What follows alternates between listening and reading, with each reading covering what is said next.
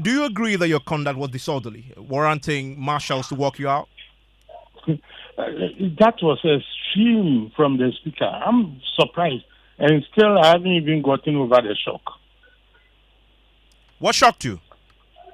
What shocked me is that I was speaking what I was thinking, and there was no disrespect, no what you call it, misconduct on my part. In fact, he gave me permission to speak. But you see, what happened, maybe it would take a little bit of a time, because I thought that the speaker went out of his own remit. When president communicates something to you, especially with regard to this appointment, I know the atmosphere has been poisoned. But in this instance, my understanding was that two judges who are going to retire are going to be replaced. And then he proceeded to advise us as to listen to what Ghanaians and he imputed that there were too many judges on the Supreme Court and whatnot. Look, when it comes to the substance, I have the opportunity to, contribute to the debate. I will show that Ghana, our Supreme Court, is not loaded, but that is another day. What is it for another day?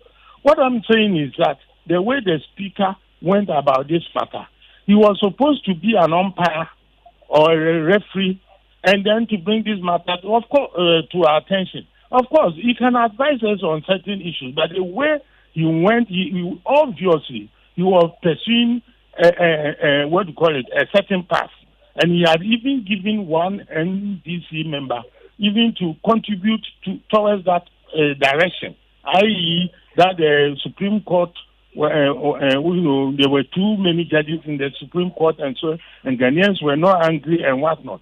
That thing, he should have left it to us, or maybe he should have called us in a private and drawn our attention to it. I don't think I take strong exception to that, because he should be the speaker, he should be the umpire. And while it was a premature debate that he himself had started, and I don't think it doesn't lie in his remit to do the things that he was doing. Be that as it may, that's an opinion. So appropriately, what happened was I approached another umpire to bring the speaker's attention to some of the things that is being gained. And this is just by one example. I could give you a litany of so many issues that has come to the floor that the speaker maybe forgets himself and participates as an MP. And then also our rules and procedures, he obviously doesn't stick to them. But me, I want to stick to this matter, which is at hand. So I just went and sat down after conveying my feelings to my leader. But he obviously saw from my countenance that I wasn't happy with what he was doing. So he invited me. You see, the convention in Parliament is that if even you say some negative things and the speaker doesn't, you don't speak into the mic and or you will not be called by the speaker. It's nothing. And I was not insulting him. I was saying that. I was telling Eugene, I believe, MP for Subi, that what the speaker, what he's doing is not exactly right. Then he gave me permission to talk. So I told him, like you have all heard and witnessed. Then he said he took it as an affront. I don't see this as an affront. Well, it says your conduct was offensive. I mean, telling him, for example, that he's not entitled to the views and it doesn't lie in his mouth when he's giving you an opportunity to speak. Yes, because I was saying that is my opinion. As an opinion, so you even a strong way. I've seen several parliaments debates going on. And if I say it doesn't lie in your mouth, have I insulted somebody? If you are Hassan Kotoko, if you are playing and you are the referee, and you are me, I belong to Has. I want the whole world to know. And you are teaching Kotoko people how to look at the goalkeeper, how is it, and how to. You think we should sit down? But this thing, I don't see. If you say it does not lie in your mouth, tell me what is wrong with it. Yeah, well, I was raised in the Oman's palace. So you see, let me say this in peace. Akufo-Addo Adechi ohun so otwema your friend say What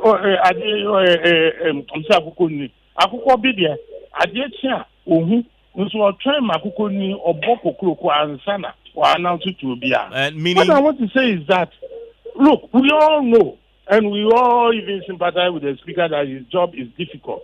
But for heaven's sake, of late, a lot of the things that he's doing, they are not good. I'm suffer any penalty for it. After all, what?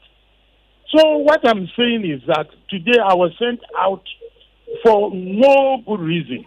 Well, when you were being sent out, from the report that I got, you appeared to resist the marshal doing his job. I didn't resist. Sending you out. You see, that is where interpretation is wrong. The marshal wanted to walk me up quickly, and I told the marshal that, look, let me do something for Ghanaians to see. So I got closer to the speaker and bowed to him. That in spite of what has happened, I respect his chair. Go and look at the case. You see how you people are misinterpreting it. I was raised in Nana Kodjo in his palace, and I respect institutions.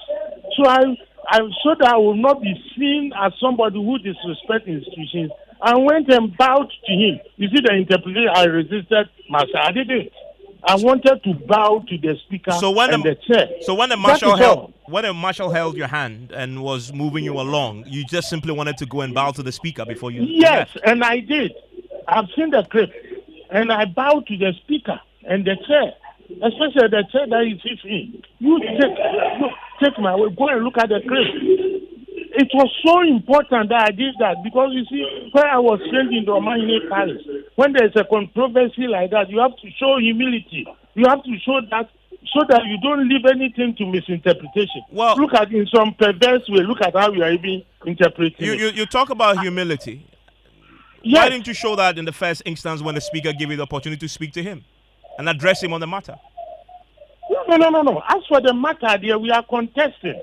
If you contest something, why should you see? That's what Ghanaians will conflate issues. Look, let me say, with all respect, I have disagreed with my president before. The two presidents have said, no, but I do it with decorum and with all the antecedents, things that I will speak my mind. That's me. That's what I mean. I haven't insulted. Tell anybody to point out me opinion. I'm saying that my opinion is that this thing that he was preferring, it does not lie in his mouth to say that. I can even be wrong. I will be humble enough, but he has no reason to do the thing. His response was extreme, was wrong, and Ghanaians should see it that way. What do you plan to do about it if it's extreme? Pardon? What do you plan walk me out? Well, he walked you out. You say it's extreme. What do you plan to do about it? Pardon? You say it's extreme. What do you plan to do about it? What am I trying to do? What do you plan to do about you being walked out? No. I don't want to anticipate what I will do in future. I don't know. In fact, I wish this thing were over. I don't like drawing. Have you complained to your leadership at all, or you? Yes. You don't understand. That is where I went to complain. I want to stick to the substance. So I don't want to see how I was treated. That one is a small humiliation that I'm willing to suffer. So you feel humiliated by this? Yes, absolutely. And the people of Sefwi Wiawso. That's why that's why I made reference to my constituency. And then he said he represents Ghana. Then I represent the people of Sefwi Wiawso. So if you humiliate their representative for speaking his opinion on matter of procedure and process, that I think I'm not insisting even that I'm correct.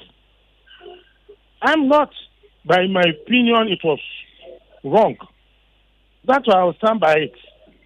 Humiliated, but you will not take any further action. Oh, but what action? What action, Ghana? We could say. Listen, let's move on, please. You're back in the house tomorrow, and if you get an opportunity again, you would raise your objections to the speaker. Why not? I was brought in by the people of Sefwi Wiawso to express my mind, and I've been like that. Oh, you guys have not been following me. I have not been following, even in matters of policy. Sometimes even I disagree with my own government. You guys, I don't want to drum. You ask about Look, look, this in this matter. Look, if you want a little bit of the substance, people are saying that so many judges. Look, I schooled in the United States. We have got 50 states. We have got Supreme Court of Louisiana, Supreme Court of Washington State, Supreme Court of New York, Supreme Court of Alabama, Mississippi. Look, Ghana, we are a country of litigants. You know that I've spoken to my colleagues, my friends in the judiciary. You know the workload on them. So you fundamentally. So you on the substantive matter. Let me give you an example. Because of time, on the substantive matter, you fundamentally disagree with the Speaker that we should place a cap on the number of Supreme Court judges. Well, we can debate the cap, but the way the remarks we were making and trying to work as a decision, I wanted an open debate, including such controversial subjects or even LGBTQ and all. They deserve to be heard. You cannot say that under my watch this thing will be passed. I'm saying this now because that statement, I wasn't even happy with that one too. But except to say that I'm against it, and the evidence is there. You have some judge, the contributions are made to that.